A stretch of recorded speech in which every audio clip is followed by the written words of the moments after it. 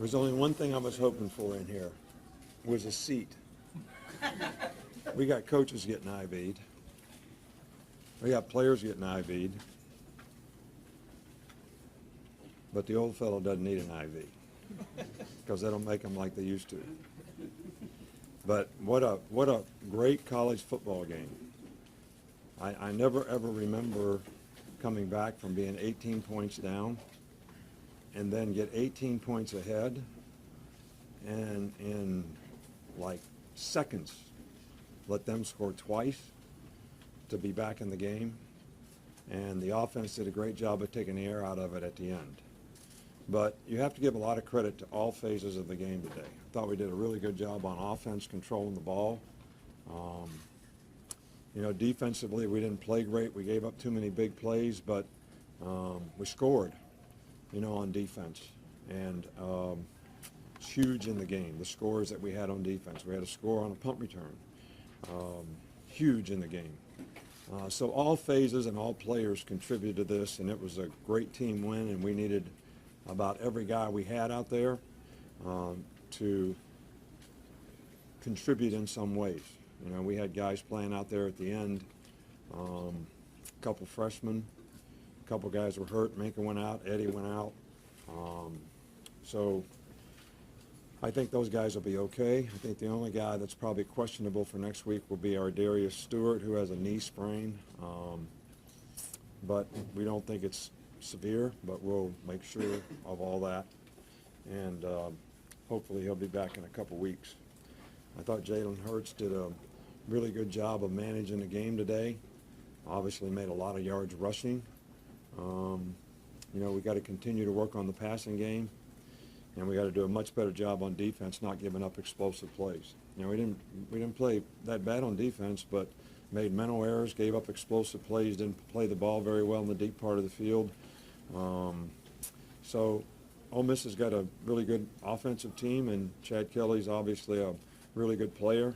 I think it was huge when we stopped them, on the 1 yard line, and they had to kick a field goal there. But this game was so wild and woolly. I'm not sure whatever happened in the game, something else crazy wouldn't have happened, past that. It was an unbelievable game for fans to watch. It was really a difficult game for an old coach to have to try to suffer through, but we made it. We made it, and I'm really proud of our players. And the one thing you got to say about our players in this game is, they competed from the heart. To get back in the game in the second quarter, they were really excited. I think it changed the momentum a little bit. Kind of got stung early in this game, and I'm really, really proud of the way our players just kept battling. And we didn't execute like we'd like in some circumstances, but those things we can correct, and we certainly need to get them corrected. So, we're going to give the players 2 days off today and won't practice on Monday. I think we need a little break here. We need a little recovery. This was a tough game, and hopefully get some of these guys back healthy and get ready for the next game and the improvements that we need to make. There's so many lessons to be learned in this game. So many lessons, so many opportunities to teach. It will be good for our staff and our players. We'll start over here with Michael.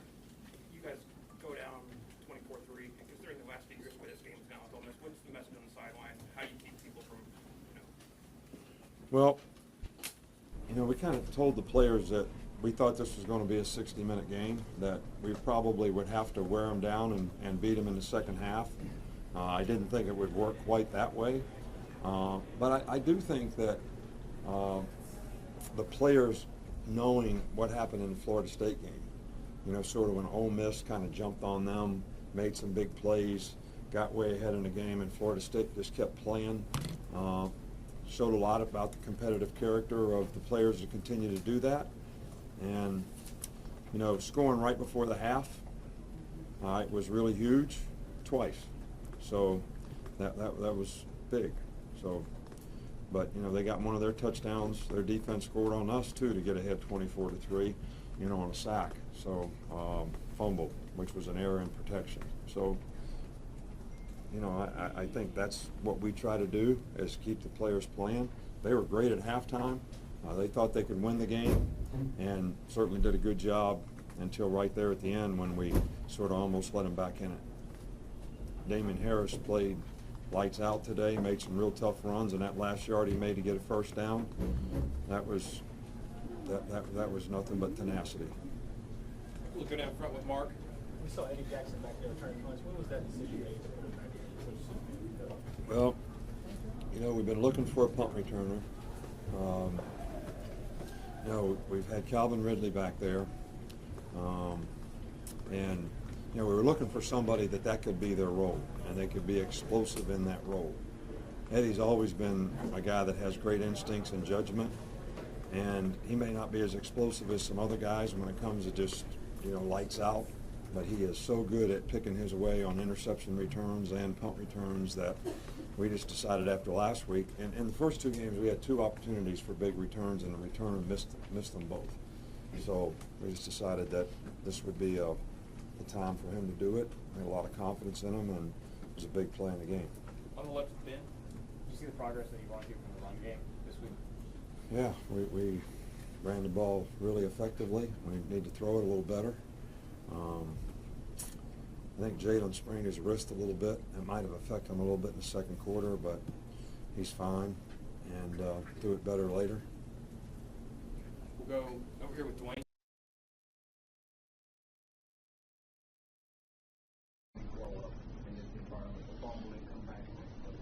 Well, the fumble sure wasn't his fault. I mean, we just busted the protection. I mean, the right tackle's, you know, supposed to block number 30, and he slid the wrong direction, so we had nobody blocking the guy, and I don't think you can put that on the quarterback, but you know, he's very athletic. We still got to work on the passing game. It's not that he can't throw it; he can throw it. We just got to get him more comfortable reading and making quick decisions and getting the ball out of his hand.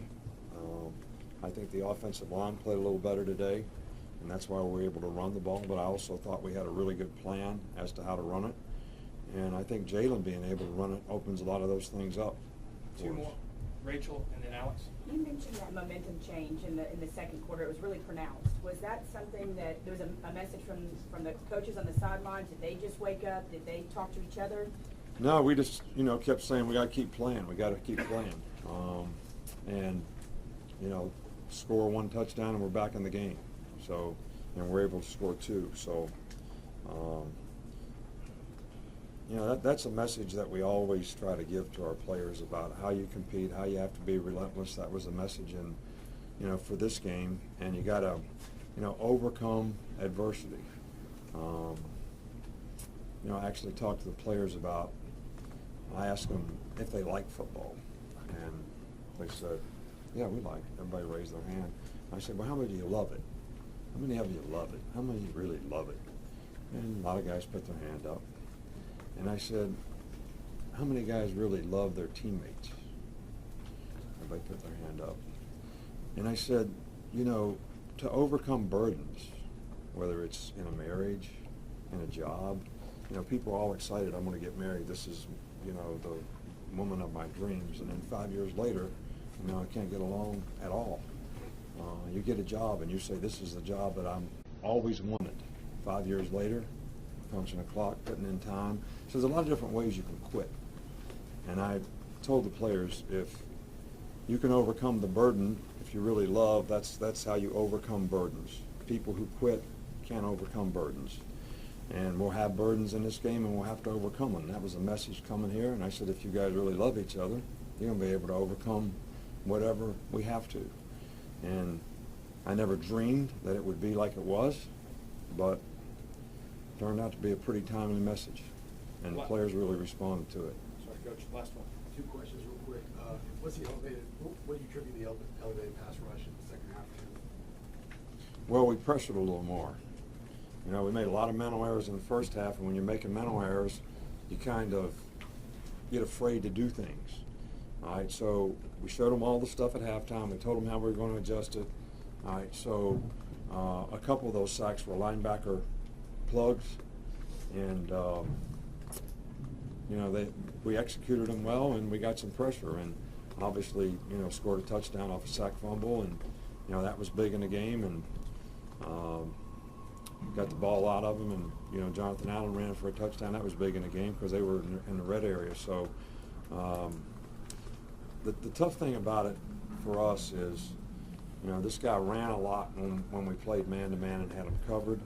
And then, you know, there were times when he made the right decision to throw it, and they got open, and they got some good skill guys. This is a good team.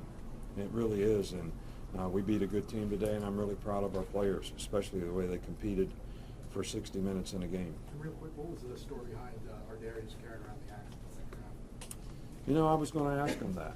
You know, I've never seen the axe before. I really don't know much about it. I don't really think it had any impact on the outcome of the game necessarily. I would rather him have his stuff on out there playing. He's been a fabulous player for us and a really good leader and a great competitor. So hopefully we'll get him healthy and get him back soon. Thanks, Coach. All right, thank you. Coach, Patrick, for us.